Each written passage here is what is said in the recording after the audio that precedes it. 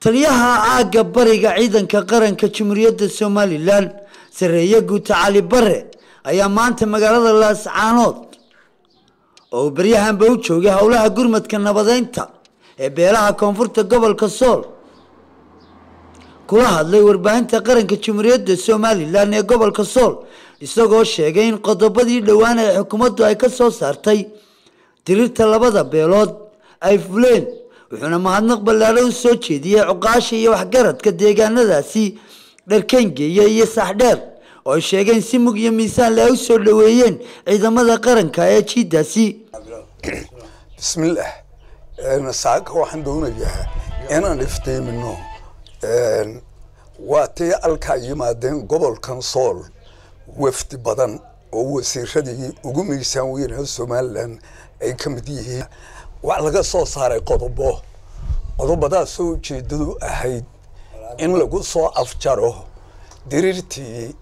muddada ka socotay beelaha dharkayn iyo saxdheer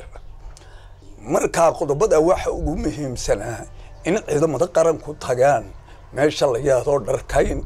iyo saxdheer isla markaana way digeen qodobka labaadna wuxuu ahaa in laga soo qaado ciidankii qaramaysnaa ee u shaqayn jiray ciidan beeleedka ku shaqayn jiray isla markaana lacagta qaadan jiray oo joogay goobaha dharkayn iyo kala baydh kuwana waa la soo qaaday wax ku xigay maleeshiyadii gacanta reerku ku hayay iyagana waa la soo qaaday iminka waxay sugaysaa culimadii iyo odayaashii hawsha dhexdhexaadinta waday inay hawshooda qabsadaan iyagana waa iswaraysanay xogtiina waa siinay iyana waxay noo sheegeen sidii ay u hawlgeli lahaayeen intaa wax raacsan laba wafdi oo midna Itoobiya ka yimi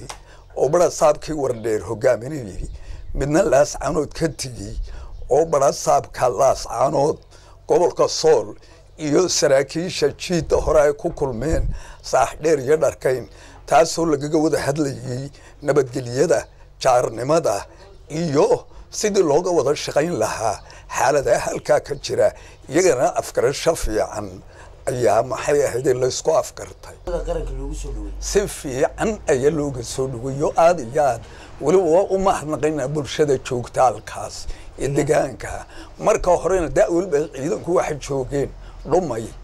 iyo meesha la daba taag oo ah dhulkii dirirta marka hore ay ka dhacday aad iyo aad bay nooga shaqeeyeen wax qaradka iyo cuqaasha iyo culimada iyo intii aqalga ehelka oo dhan dhawaan ayay ahayd markii wafdi culus oo hogaaminayay wasiirka wasaaradda madaxtooyada dalka Jamhuuriyadda Somaliland oo weheliyo taliyaha guud ee ciidamada qaranka Jamhuuriyadda Somaliland Sareeye Guuta Nuux Ismaaciil Taani ay u tageen deegaanada dharkeengeeya dabataag kala baydh ee koonfurta gobolka Sool si dadka deegaankaasi ay u gaarsiin lahaayeen waxtarka ay nabadgelyadu u leedahay bulshada xukuumadda Jamhuuriyadda Somaliland ayaa geed dheer iyo mid gaabanba u fuushay in dadka deegaankaasi ee dirirtu ay dhex martay ee walaalaha la nabdeeyo waxaana iminka gacanta ku haya guddi culumaa waa Barkad Cumar Axmed warbaahinta qaranka Jamhuuriyadda Somaliland Laascaanood.